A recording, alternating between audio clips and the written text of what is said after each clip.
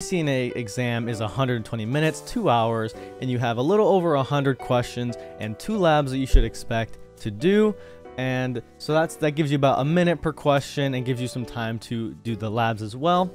So I'm gonna go over how I passed and how I think you should probably study and some resources that you can use to study. Another thing about the CCNA is there's no clear score on what a passing score is. I've seen a lot of people get really low percents in each category and still pass the exam. And so I'm not sure the exact score that you need to pass this exam, but you do want to be sure that you have a lot of the fundamentals down, and I'm going to explain some things you should also have down as well. So some of my study methods I use to pass the exam is I use BOSIN XSIM, which gave 300 questions of CCNA practice questions, which I actually believe that those were way harder than the actual CCNA itself. So if you do want to invest a little bit of money, I would advise picking BOSIN. BOSIN is a great tool to use. My teacher bought it for our whole class, and I think it was a great resource and helped me pass a lot. Another thing I use, which I'm sure all of you guys are using, is some sort of simulation. I use Packet Tracer. I'm sure there's other ones. I can't think of the name, but there are other simulation apps that you can use to configure devices. I use Packet Tracer. I've used that for the past 3 years as I've been studying, and it is a great tool to simulate and see how traffic throws through networks, along with what configurations do, troubleshooting, etc. Another thing I used is Netacad. I used the CCNA 3-course pathway. I did ITN, Intro to Networking, Switching, Routing, and Wireless Essentials, and ENSA, Enterprise Network, Switching Automation. I don't think I got all that right, but I took all 3 of those courses year by year in my high school class. So if you do have access to Netacad, definitely use that as one of your study tools. Another method is, I guess, my teacher. My teacher is a great resource, as she's been a computer teacher for a long time and a Cisco Academy teacher for around 6-7 years. So she was a great resource as well, along with online forums and asking people on Discord servers. And my last study method was the 31 Days Before Your CCNA book that you guys can probably pick up at a local library. That was a very good book because I've taken all 3 of those courses for the past 3 years. So I was a little iffy on some categories that I haven't taken for like a year. So that book, pretty much every single day you read one section of the book, and it pretty much gives you a category for each day, and it was pretty good at preparing me for the CCNA as it was coming closer. So my experience with the test, I passed the test. I got a 95 in network fundamentals, 85 in network access, 96 in IP connectivity, 80% in IP services, 87 in security fundamentals, and then a 40% in automation and programmability. So some things I expected was a lot of subnetting and a lot of routing. That is something that you should expect on the CCNA. Be able to read a routing table and know where packets are going to be forwarded, which route does it choose, longest prefix, etc., etc. Yeah, I expected a lot of the questions to be easier than BOSIN because I looked up online. A lot of people have been saying that, and I do agree with everybody that BOSIN is definitely harder than the CCNA. I did expect some labs to confuse me / mess me up a little bit. One of the labs I did really easily. The second one, I got about half of it done and spent around 15 minutes on it, which at that point I was halfway through the test, and I just kind of like pushed it to the side, and I was like, okay, I got half of it done. I'm gonna move on, because you do get partial credit for half doing labs and stuff. And since I was troubleshooting it for like 10-15 minutes, I had half the questions left. I was like, I'm just gonna move on. And that's a big tip when you take the exam, is you want to just, if you don't know, move on. Don't know, move on. Best guess and move on, because you do have a limited amount of time. But I was actually pretty good on time. That is one thing I did not expect about this exam. I expected to use most of the time, but I actually finished the exam with around 45 minutes left. However, that may differ depending on the person. I did expect for some categories to make my mind spin a little bit, which I feel like you should expect that as well, and you should know what to do when questions make your mind spin. Like, for example, if you don't know something or something comes up where you were like, what am I looking at? Just kind of take a deep breath. You're okay. You have a lot of time left. And if you really do not know, process of elimination. I did that on almost every single question.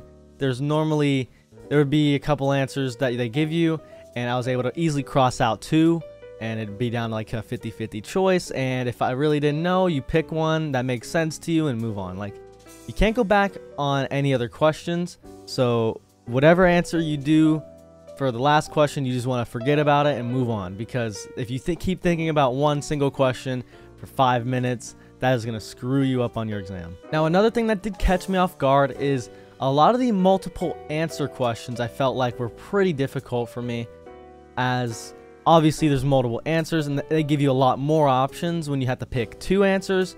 So it's harder to eliminate more answers, and it does definitely make your mind spin a little bit, because as you have to read more answers and compare them.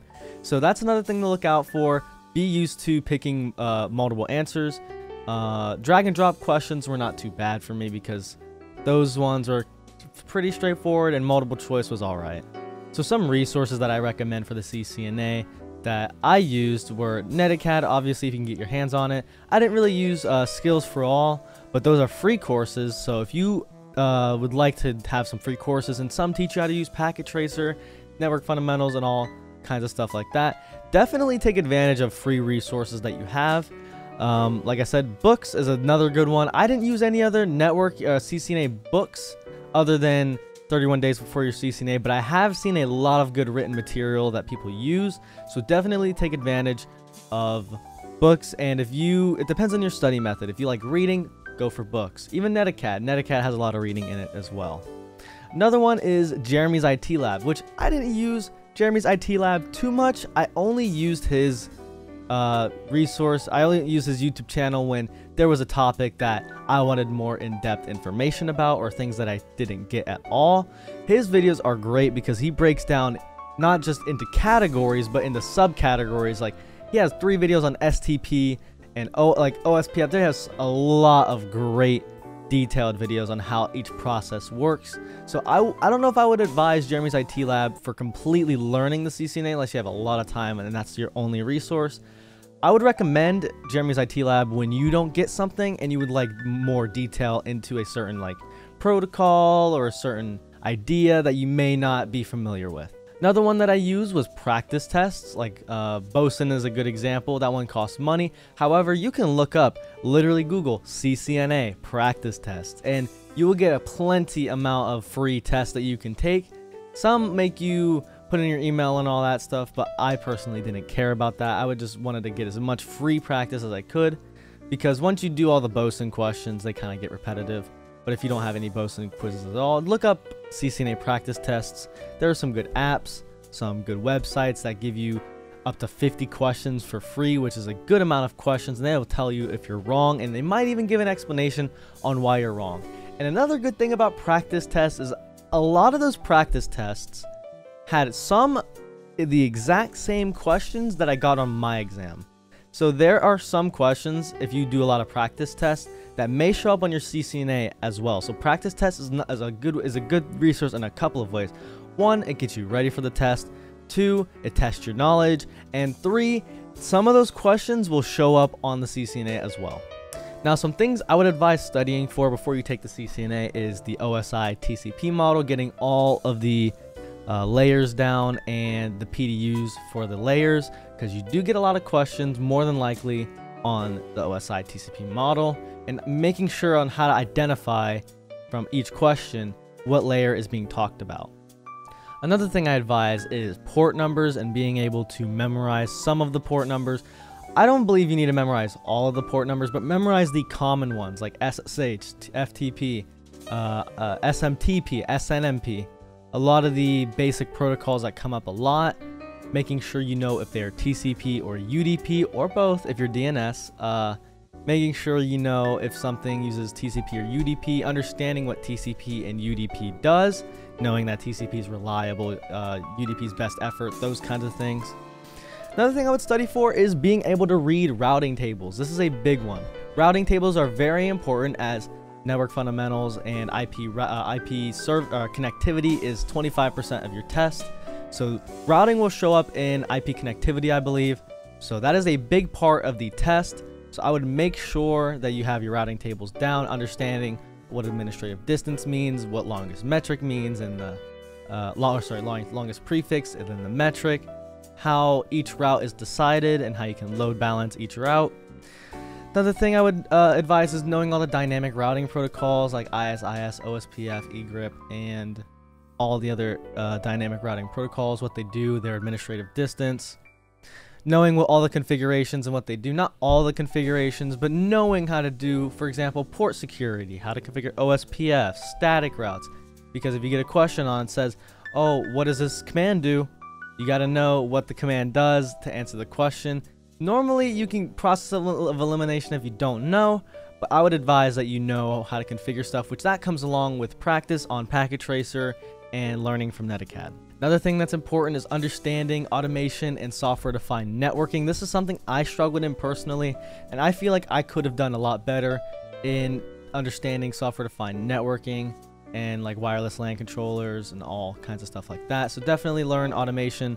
Only bad thing about automation is it's not a lot of hands-on work. It's more of just practical knowledge and knowing. But however, automation is only 10% of the exam, so it wasn't too big of a deal for me. But I would advise getting down, like knowing what YAML, JSON, XML is, knowing the different applications like Ansible, Puppet, Chef. There's another one in there. There's another one, Salt Stack. So yes, I would definitely advise getting those down. Another thing is that I would touch up on briefly is Cisco DNA, which I kind of was thrown off by. Cisco DNA is something you definitely want to look at, making sure you know what each tab means. Like assurance, provision, what Cisco DNA really does. Another important thing is being able to identify why an interface may not be working. For example, late collisions, reliability, duplex mismatch speed. So I'm talking about like switches, being able to read a show interface command and being like, okay, I can understand why this interface is not working properly. Know your LACP and PAGP Ether channel modes, like passive, active, desirable, auto. Know what they do and know which category they fall under. Know how to configure VLANs, trunks, access ports, native VLAN. Know what all those mean is another one. Along with subnetting. You will get a lot of subnetting questions as that's part of network fundamentals. That's 25% of your exam. And then the last thing I would really study for, this is a list of plenty of things, but there are way more things beyond this list that I would study for. I would know how to configure ACLs, NAT, NTP, knowing how they function.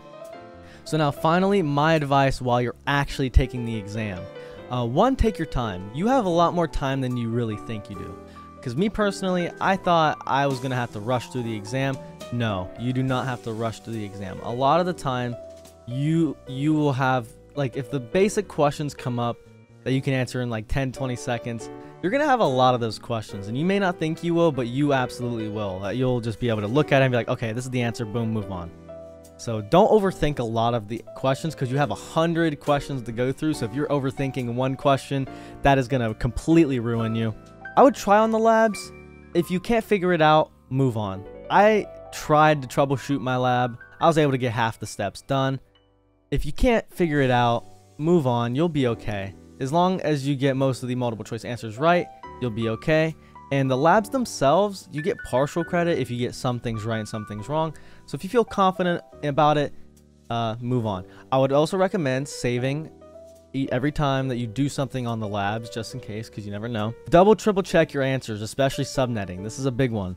Making sure that you have your, when you get your whiteboard, make sure you do your binary and being able to see the magic number and subnetting. Just make sure you be careful on the subnetting questions because those will get you. Read the prompts. Always read carefully. There are sometimes one word that makes a question or answer completely different. Because sometimes reading the prompt and then reading the question at the end will get confusing. I recommend reading the question first, then reading the prompt, and then be like, okay, what does this corporation want, or what is this question asking me? And being able to process elimination and get the right answer. One of my last tips is look at the difference between each answer. A lot of the times, like I said, there will be one word that makes one question or answer wrong.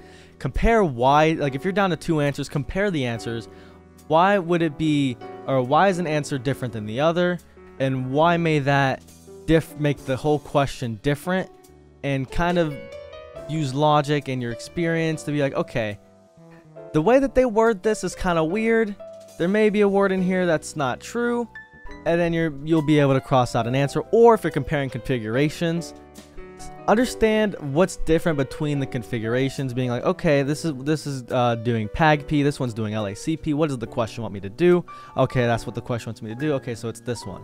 So make sure you look at the differences and similarities in the answers, because a lot of the time you'll get down to 2 answers and they're very similar, and then you have to be able to pick out the differences.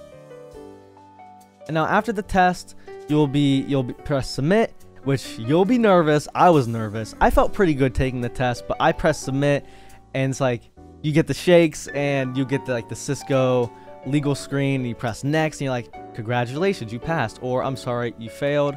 Which if you fail, it is not the end of the world. A lot of people retake tests. A lot of people fail the first time. This is a very hard exam and a very broad exam.